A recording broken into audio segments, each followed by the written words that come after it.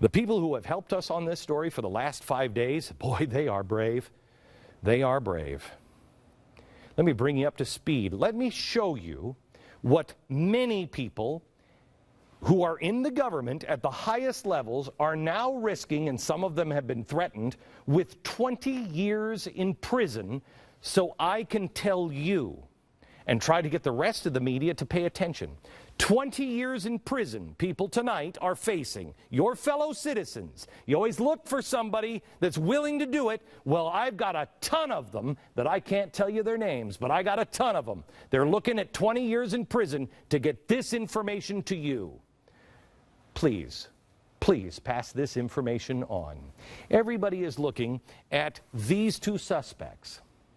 These two suspects are the bombers, but they're not the only ones involved. These two suspects are the bombers of Boston. Everybody is asking, why did they do it? Why did they do it? And they're looking into Chechnya. Are you kidding me? First of all, what do you say we start closer to home than Chechnya? Let's start with, what mosque did they go to? The radical mosque in Boston that the brothers attended. It's called the Islamic Society of Boston. Uh-oh, did I just use the word Islamic? I know the AP, the Associated Press, has just banned that word if it's tied to anything close to terror. So if you're a part of the Associated Press, push these closed real quick for a minute. The ISB, closely tied to the Muslim Brotherhood. The radical, pro-violence spiritual leader of the Muslim Brotherhood? Oh, you know him. Well, he served on the board of trustees for the mosque. Not this guy. No, go back to the wheelchair guy, please. This guy. Do you remember him? This is the guy who said, hey, if I could just have the strength, Allah, even in a wheelchair, to kill a Jew. Yeah, this guy. This is one of the guys on the board of trustees. And the other guy, show his picture now. This guy is one of ISB's founders in Boston. Don't worry about him. He's a nice gentleman. He's a convicted terrorist who was arrested in 2004 for his role in the plot to assassinate the Saudi crown prince. But don't worry about it. That's the mosque. Now, 3 months ago, Tamerlan, and you'll get this from the mainstream media. This is not exclusive. Mainstream media has this one down. They've told you already. Just a few months ago, Tamerlan was thrown out of his mosque for allegedly having an outburst over Martin Luther King, shouting, "You cannot mention this guy because he is not a Muslim." And they threw him out of the mosque. It's a nice mosque that everyone must love. Bill? Here's what they won't tell you.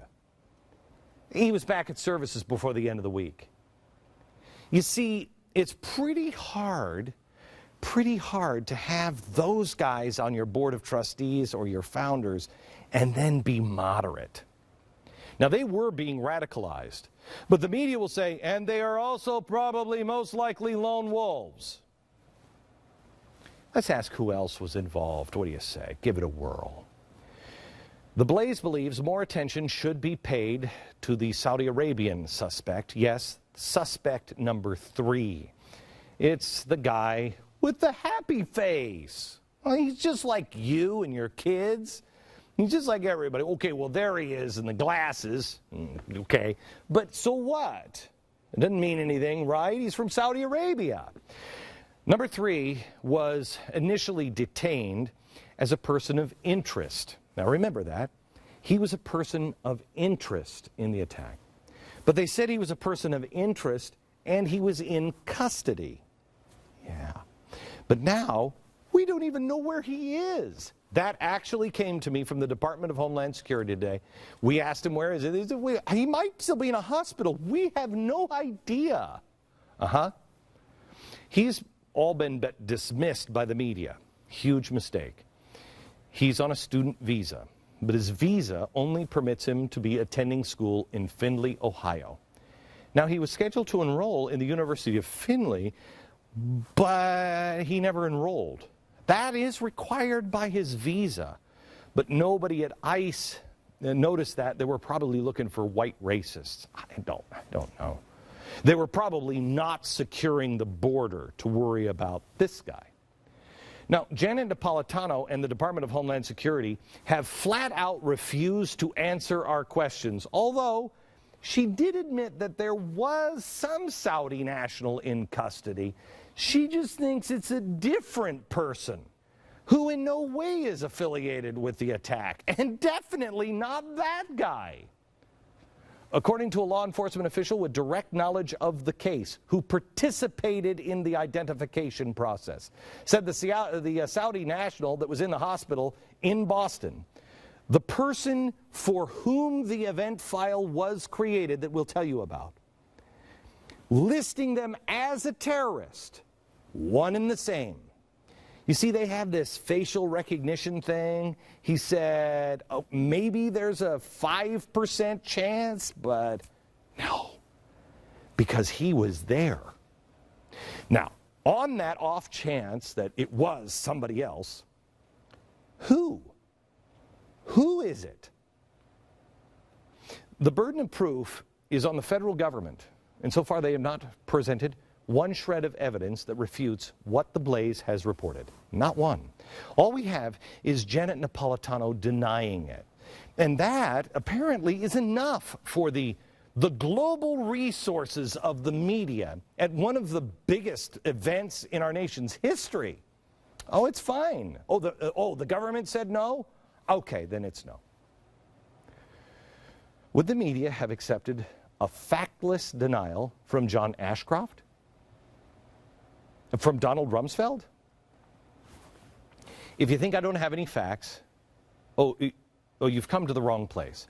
Let me show you the details. I'm going to take you back, all the way back to last Monday. This is following the bombings. The Saudi national was taken into custody in the hospital after being injured in the blast. So, first thing we have to learn here is this Saudi national was close enough to the blast to be hurt. Number one. Then, two, not one, but two FBI sources used the term in custody.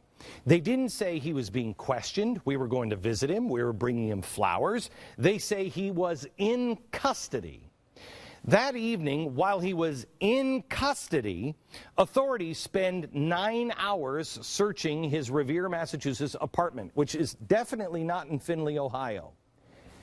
And they also seize property. Now, I just want you to remember, unless this president has all of a sudden just said, we're going to suspend the Constitution entirely for everybody, not just Tea Party members, that means if they went to search it, that means while he was in custody at the hospital, the FBI had to go to a judge and say, we believe, for what reason?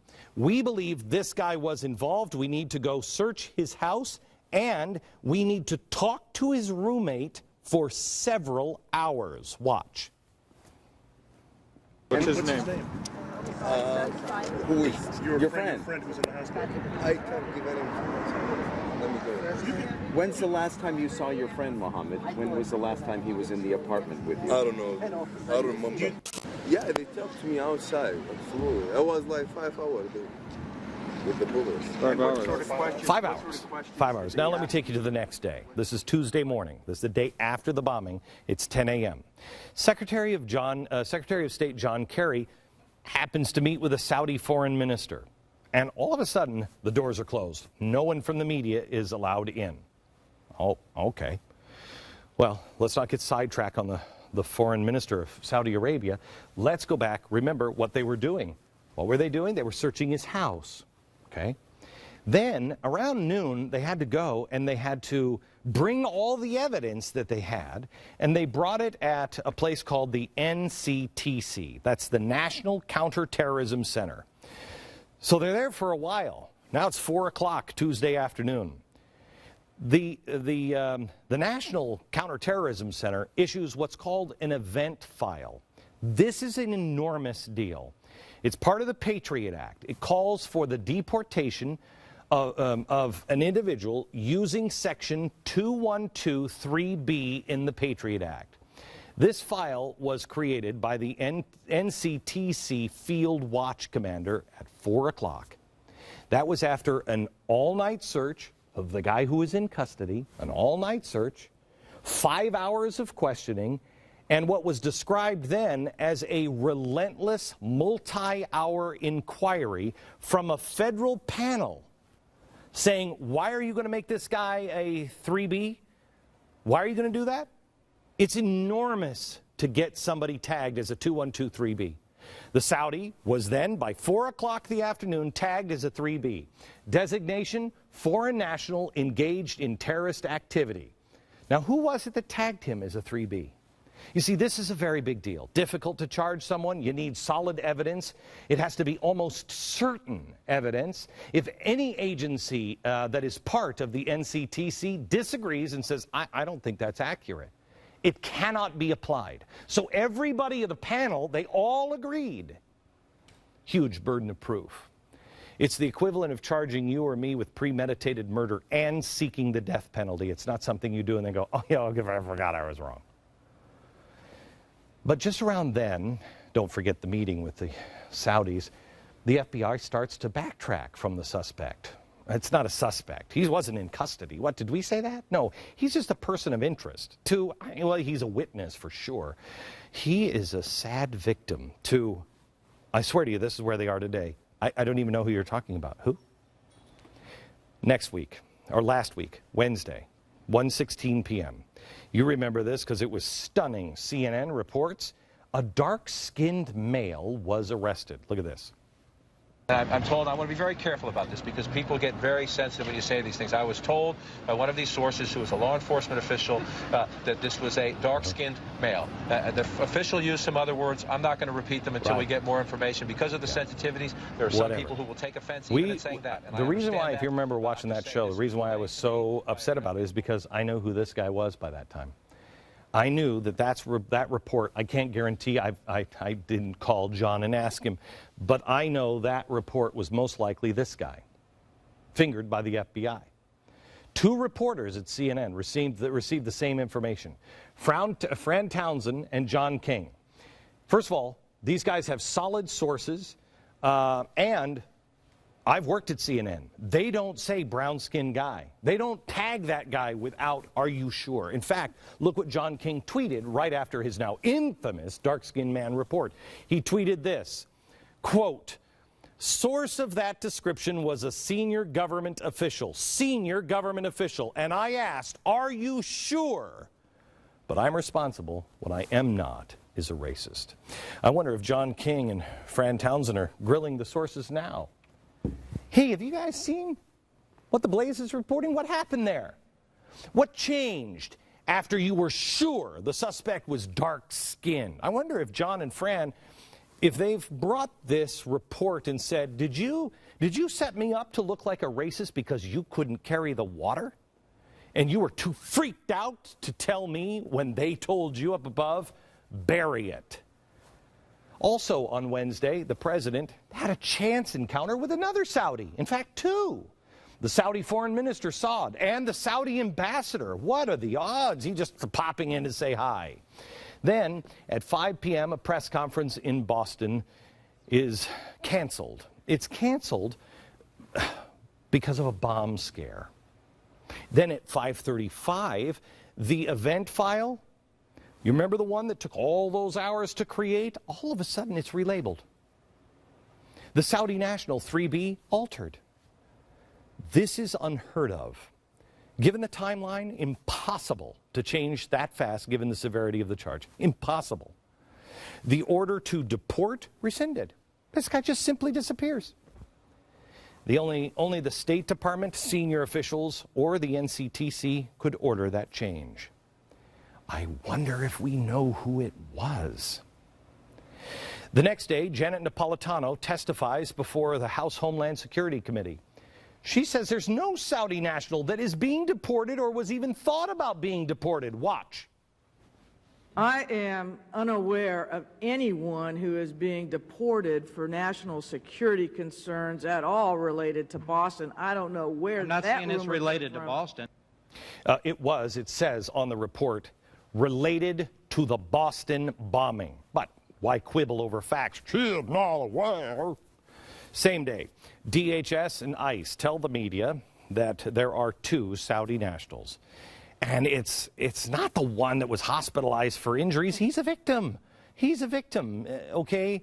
The other one that we can't tell you about, he's in custody and he was going to be deported. Now, some more exclusive details. Let's put that back up. We'd sure like others to report on it. Congressman Duncan has detailed information about the Saudi national event file, along with other members of the House Homeland Security Committee. And they've sent a formal letter of request, which we have a copy of, and we've posted it up at the Blaze for a classified briefing on the Saudi national and the deportation order. Don't screw with them. They know. My guess is no one will come to meet with them because they're no longer afraid of Congress. Next exclusive. This isn't the first time that this guy has had an event file started on him. No, this is the second one. The first one happened before the bombing, before April 15th. But the crazy thing is, where's that other file now? You see, there's all kinds of tags that says, see other file, but where is that file now? Here's the other fact to consider. On January 14th, 2013, this last January, President Obama met with the Saudi Minister of Interior. Really? And then just 2 days after that, Janet Napolitano decides to put Saudi Arabia on the trusted traveler list. Well, that sounds nice. What is it? Well, there are 3 countries on that list so far. There's Canada, there's South Korea, and Mexico. You see, they've gone through background checks. So the security checks are greatly reduced for anyone in that program. So if you're from Mexico, you've been to Mexico, you've been to Canada, you're just like, yeah, that's me. And you walk on through. How does Saudi Arabia get to be on the same list? Saudi Arabia, 15 of the 19 hijackers on 9/11 were from Saudi Arabia. How did they get on the trusted traveler list? Germany and France aren't even on it. Israel is waiting to get on the list, but nobody will sign the paperwork. The truth is, something has been going on with Saudi Arabia and America that the American public doesn't know about. This week, we will tell you all about it. Over 140 Saudi nationals were whisked out of America on private jets right after the 9/11 attacks. You know this. The information was kept hidden until finally being admitted to by the Bush administration 3 years later. So why does Saudi Arabia's interest trump America's during times of national security crisis? When you can't fly, how come the Saudis can? Why doesn't the media care? Tonight, I'm not going to give you my answer. But I believe you should demand one. Back in a minute.